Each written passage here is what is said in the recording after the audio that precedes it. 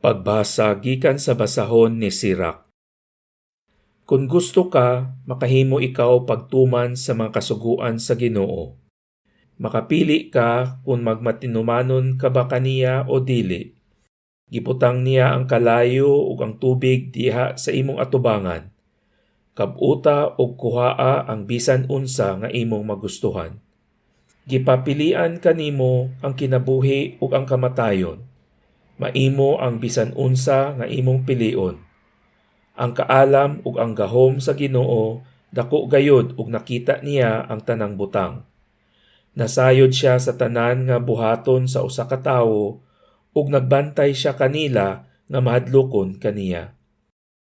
Wala gayud siya magsugo kang bisan kinsa sa pagpakadautan o magtugot kang bisan kinsa sa pagpakasala. Pagbasa gikan sa unang sulat ni San Pablo ngadto sa mga taga-Korinto. Mga igsuon, alang ni adtong mga hamtong na sa ilang kinabuhing espirituhanon, naghisgot akog kaalam. Hinuon, dili kini ang kaalam nga iya ni ining kalibutana o sa mga nagmando ni ining kalibutana nga mga lumalabay lamang.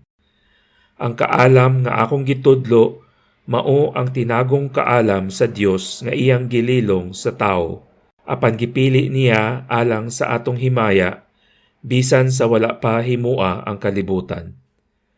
Ug walay pangulo ni ining kalibutana nga nasayod sa maong kaalam, kay kung nasayran pa nila kini, wala unta nila ilansang sa krus ang Ginoo sa himaya.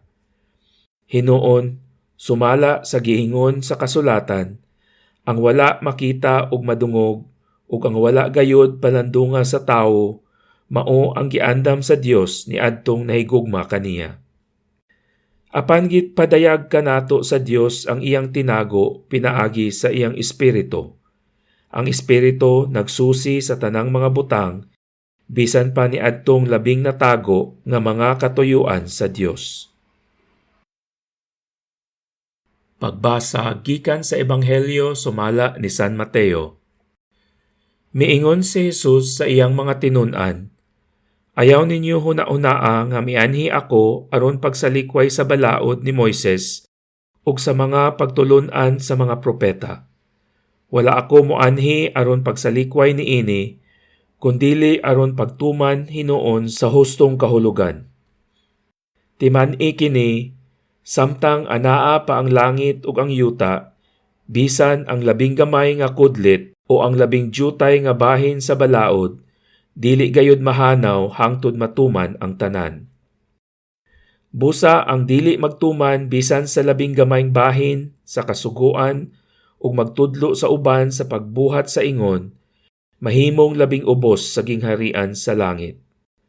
Apan ang magtuman sa balaod ug magtudlo sa uban sa pagbuhat sa ingon, mahimong dako sa gingharian sa langit. Busa sultihan ko kamo nga dili kamo makasulod sa gingharian sa langit kun ang inyong pagtuman sa kabubuton sa Dios sama lamang sa gihimo sa mga magtutudlo sa balaod ug sa mga Pariseo. Nasayod kamo nga ang tawo giingnan kaniadto ayaw pagpatay, ang magpatay manubag niini sa hukmanan.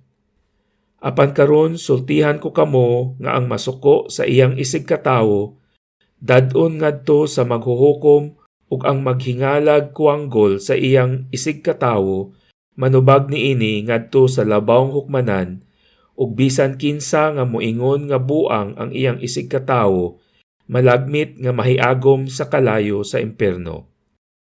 Busa inigdala na nimo sa imong halad ngadto sa halaran, unya didto mahinumduman mo nga nasilo kanimo ang imong isig katawo, biyai ang imong halad atubangan sa halaran, ug adtua dayon ang imong isig katawo ug pakig-uli una kaniya. Unya balik sa halaran ug padayuna ang imong paghalad sa Dios. Kung may mukiha kanimo ug dad-on kaniya sa hukmanan, pakighusay dayon kaniya samtang may panahon pa ug wala pa kamo moabot didto, kay kun moabot na kamo sa hukmanan, itugyan kaniya sa huwes ug ang huwes mutugyan kanimo sa pulis ug bilangguon kaniya. Ug magpabilin ka didto hangtod nga babayran nimo ang tanan mong multa. Nakadungog kamo nga giingon kaniadto, ayaw panapaw. Apan karon sultihan ko kamo nga bisan kinsa mutan-aw sa usa ka babayi uban sa daotang tinguha, nakapanapaw na ngadto kaniya sulod sa iyang kasing-kasing. Busa kun ang imong tuong mata makaangin kanimo sa pagpakasala, lugita kini og ilabay kay mas maayo pa nga kawad-an ang imong lawas og usa ka bahin kaysa itambog ang tibuok mong lawas ngadto sa impierno. Kung ang imong tuong kamot makaangin kanimo sa pagpakasala, putla kini og ilabay. Mas maayo pa nga kawad-an ka og usa ka kamot kaysa itambog ang tibuok mong lawas ngadto sa impierno. Giingon usab kaniadto ang makigbulag sa iyang asawa kinahanglan nga maghatag kaniya og sinulat nga pahibalo sa pakigbulag. Apan karon sultihan ko kamo nga kinsa kadtong mobulag sa iyang asawa bisan wala magluib kaniya, makasala kay siya man ang hinungdan sa pagpanapaw unya sa iyang asawa kung magminyo kini pag-usab. Bisan ang mga asawa kaniya makapanapaw usab. Nakadungog usab kamo nga giingnan ang atong katigulangan kaniadto, ayaw pakyasa ang imong panaad kundili tumana ang imong gipanumpa ngadto sa Ginoo. Apan karon sultihan ko kamo, ayaw gayud panumpa kung musaad ka.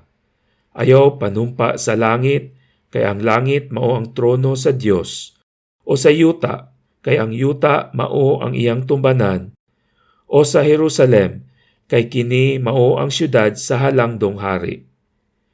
Ayaw kamo panumpa bisan gani sa inyong ulo, kay dili man kamo makapaputi o makapaitom sa usa ka lugas nga buhok. Ingna lamang oo kun oo, o dili kun dili. Kay kun may mosobra pa niini, kana gikan na sa yawa.